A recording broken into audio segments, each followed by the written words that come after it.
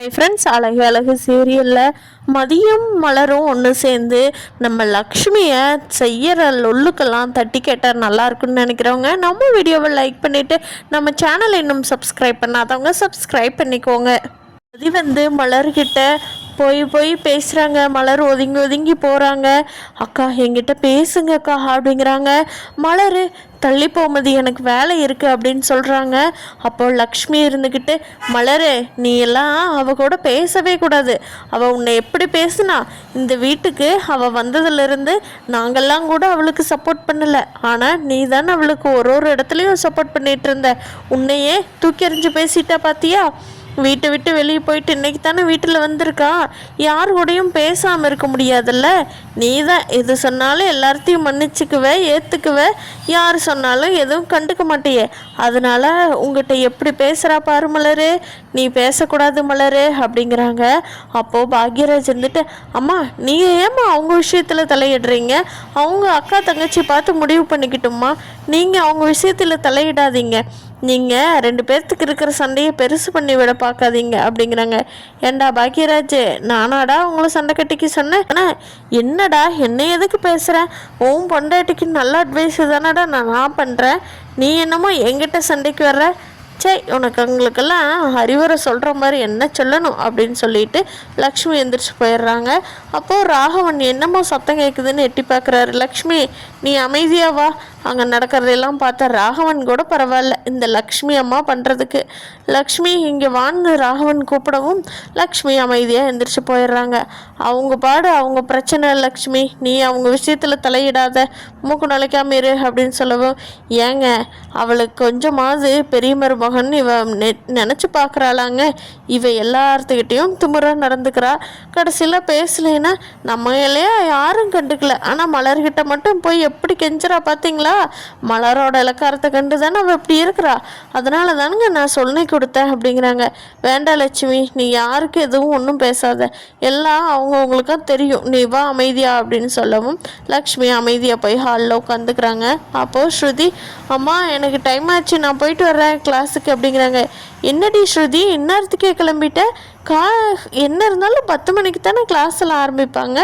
இந்நேரத்துக்கு எதுக்கு கிளம்பிட்ட அப்படின்னு கேட்கவும், இல்லைம்மா ஸ்பெஷல் கிளாஸ் இருக்குது, அதனால் நான் சீக்கிரமாக போகணும். அண்ணி எனக்கு டிஃபன் வேண்டாங்க அண்ணி, நான் போயிட்டு வரேன் அப்படின்னு சொல்லிட்டு மலரோட பதில் எதிர்பார்க்காமையே ஸ்ருதி வேகமாக போகிறாங்க. அப்போது லக்ஷ்மிக்கு உள்ளுக்குள்ளே பயம் வந்துடுது. ஏங்க இவ நார்மலாக வர டயத்தை விட ஒரு நாள் லேட்டாகி வரா. ஒரு நாள் காலையில் இவ்வளோ சீக்கிரமே கிளம்பி போகிறாங்க. எனக்கு என்னமோ பயமாக இருக்குதுங்க. யாரை பெண்ணை லவ் பண்ணுறேன்னு சொல்லி வந்து நின்றுவாளோன்னு அப்படிங்கிறாங்க லக்ஷ்மி.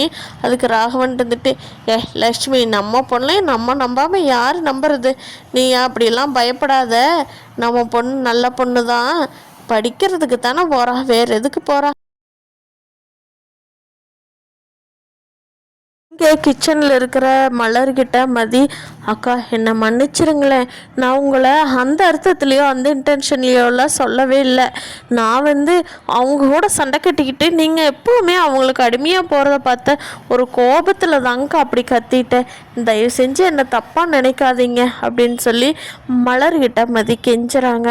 அப்போது பாக்கியரஞ்சிட்டு, மலர் பாவம் மலர், மதி எவ்வளோ தூரம் கேட்குது, நீ கொஞ்சமாவது சரி மதி, நான் உன்னை மன்னிச்சிட்டேன்னு சொல்லிடுறேன். பாவம் இந்த பிள்ளை வேணுன்னே எதுவும் பண்ணியிருக்காது அப்படிங்கிறாங்க பாக்யராஜ்.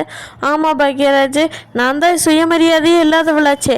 யார் வேணாலும் என்னை திட்டிக்கலாம், யார் வேணாலும் என்கிட்ட மன்னிப்பு கேட்கலாம். எல்லாருமே அவரோட வேலை ஆகிறதுக்கு என்கிட்ட என்ன வேணாலும் பண்ணிக்கலாம். ஆனால் நான் மட்டும் எல்லாத்துக்கும் ஆமாம் சரிங்கிறதானே தான் மண்டையாட்டணும். யாருக்கிட்டையும் இல்லைன்னு சொல்லக்கூடாது, முடியாதுன்னு சொல்ல முடியாது, அப்படித்தானே அப்படிங்கிறாங்க. ஐயோ அக்கா அப்படியெல்லாம் அர்த்தம் இல்லைங்கக்கா, நீங்கள் தப்பாகவே பார்க்காதீங்க. அன்னைக்கு மற்றவங்க மேலே தான் கோபமே தவிர எனக்கு உங்கள் மேலே கோபமே இல்லை. உங்களை பார்க்குறக்கு எனக்கு கஷ்டமாக இருக்குது. அதனால் என் மனசுக்குள்ளே வச்சுருந்த வார்த்தை தான் அது உங்கள் மாற்றணும்னு அப்படி தான் வெளியில் வந்துச்சு அந்த வார்த்தை அப்படின்னு சொல்லி மதி பயங்கரமாக மலர்கிட்ட கெஞ்சுறாங்க. மலர் அப்பவும் பேசாமல் அமைதியாக இருக்கிறாங்க. அக்கா, நான் இவ்வளோ தூரம் கேட்குறேன், என்னை மன்னிக்கவே மாட்டீங்களா? ப்ளீஸ்க்கா, என்னை மன்னிச்சிருங்க, எனக்கு நீங்கன்னா ரொம்ப பிடிக்கும், என்னை மன்னிச்சிருங்களேன், என்னை மன்னிச்சு ஏற்றுக்க மாட்டிங்களா அப்படின்னு மதி கெஞ்சவும் மலர் மதி இழுத்து பிடிச்சி கட்டி பிடிச்சிக்கிறாங்க. சாரி மதி, நீ சொன்னதெல்லாம் எனக்கு புரியுது, புரியாமல் இல்லை. ஆனால் அந்த ஒரு வார்த்தையை சொல்லி என்னை திட்டுனது தான் எனக்கு ரொம்ப கவலையாக இருக்குது மதி. அதனால தான் மதி, சரி வா, நான் நீ உன்னை கூட எப்பவும் போல் பேசுகிறேன் சரியா அப்படின்னு சொல்லி மலர் சொல்கிறாங்க. மதி இருந்துக்கிட்டு, அக்கா ரொம்ப தேங்க்ஸுக்கா, என்னை மன்னிச்சு நீங்கள் ஏற்றுக்கிட்டதுக்கு ரொம்ப நன்றி. ஆனால் நீங்கள் இப்படி இருக்கவே கூடாதுங்கக்கா, உங்களை கண்டிப்பாக மாற்றணும். நான் கொஞ்சம் கொஞ்சமாக உங்களை மாற்றுறேன். கொஞ்சமாவது நம்ம அடுத்தவங்ககிட்ட எதிர்த்து அப்படியே இருந்தோம்னா நம்மளை ஏறி மிதிச்சிட்டு போயிடுவாங்க அப்படிங்கிறாங்க மதி. மலர் பாக்யராஜை பார்த்துக்கிட்டே சொல்கிறாங்க, ஆமாம் மதி, கண்டிப்பாக நம்ம மேலே ஏறி மிதிச்சிட்டா நல்லாவே போகிறாங்க மதி, நல்லா தெரியுது. ஆனால் இவ்வளோ நாள் தானே எனக்கு யாரும் இல்லை சப்போர்ட்டுக்கு, துணைக்கு, இப்போ தான் நீ வந்துட்டு இல்லை மதி, இன்னும் ஜமாயிச்சிருவோம் அப்படின்னு மலர் சொல்லவும் மதிக்கும் ஒரே சிரிப்பு. அப்பாடா, அக்கா நம்மளோட பேசிட்டாங்க அப்படின்னு. சுரேஷ் உள்ளே வர்றாங்க. அண்ணே, நீ என்னென்ன இங்கே பண்ணிகிட்ருக்க அப்படிங்கிறாங்க. வாடா சுரேஷ், ரெண்டு பேரும் இப்போ தான் சமாதானப்படுத்தி வச்சுருக்குடா சுரேஷ், அதுதான் இங்கே நின்றுட்டுருக்குற அப்படிங்கிறாங்க. அண்ணி, எனக்கு காஃபி கிடைக்குமா அப்படிங்கிறாங்க. அப்போது மதி இருந்துக்கிட்டு, காஃபி நான் நல்லாவே போடுவேன், போட்டு தரட்டுமா அப்படிங்கிறாங்க. சரி, யார் போட்டு கொடுத்தாலும் சரிதான் அப்படின்னு சொல்லிட்டு சுரேஷ் அங்கே பாக்யராஜோட பேசிக்கிட்டே அங்கேயே உட்காந்து ஜாலியாக பேசிகிட்டு இருக்காங்க 4 பேரும். மலர் அப்போ கேட்குறாங்க, என்னடா சுரேஷ், கிச்சன் பக்கமெல்லாம் வரவே மாட்டேன், இன்றைக்கி அதிசயமாக கிச்சன் பக்கம் வந்திருக்கிற, உன் பொண்டாட்டி இங்கே இருக்குங்காட்டி வந்தியா அப்படிங்கிறாங்க. அண்ணி, என்ன அண்ணி, சரி டீ குடிக்கலான்னு தோணுச்சு, அதனால தாங்க அண்ணி வந்தேன், நான் அங்கே ரூம்லேயே இருந்து என்ன பண்ண போகிறேன், அதனால தான் இங்கே வந்தேன் அப்படிங்கிறாங்க. அண்ணி, ஏதாவது வேலை இருந்தால் சொல்லுங்கள், நான் எதுவும் பண்ணட்டுமா அப்படிங்கிறாங்க. சுரேஷு, என்னடா சுரேஷு, ரங்கராஜ் அண்ணன் அவங்க வீட்டுக்கு கூட்டிகிட்டு போய் உனக்கு கிச்சன் ஒர்க்கெல்லாம் பழக்கி விட்டாரா சுரேஷு, அதிசயமாக இருக்குது அப்படிங்கிறாங்க.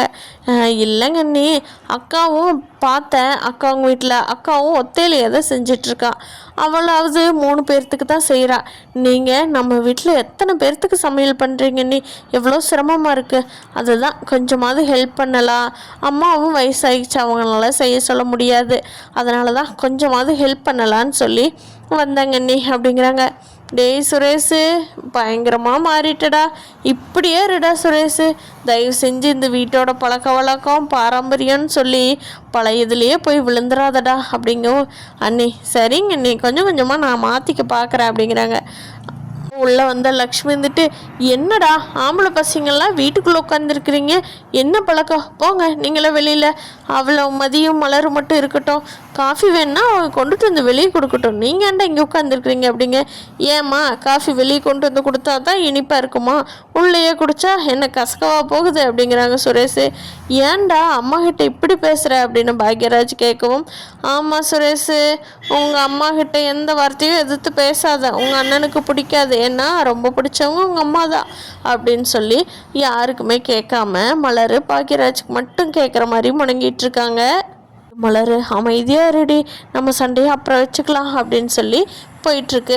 சுரேஷும் மதியும் இதே மாதிரி மனசு மாதிரி பாக்யராஜ், மலர், சுரேஷ், மதி இவங்க எல்லாருமே ஒன்றா இருந்து நம்ம ராகவன் லக்ஷ்மி பயங்கரமாக ஆட்டம் போடுறத மட்டும் குறைச்சிட்டாங்கன்னா இந்த சீரியல் ரொம்ப சூப்பராக இருக்கும். நான் எப்படி நடக்கும்னு நினைக்கிறேன், நீங்கள் என்ன நினைக்கிறீங்கன்னு கீழே கமெண்ட் பண்ணுங்கள்.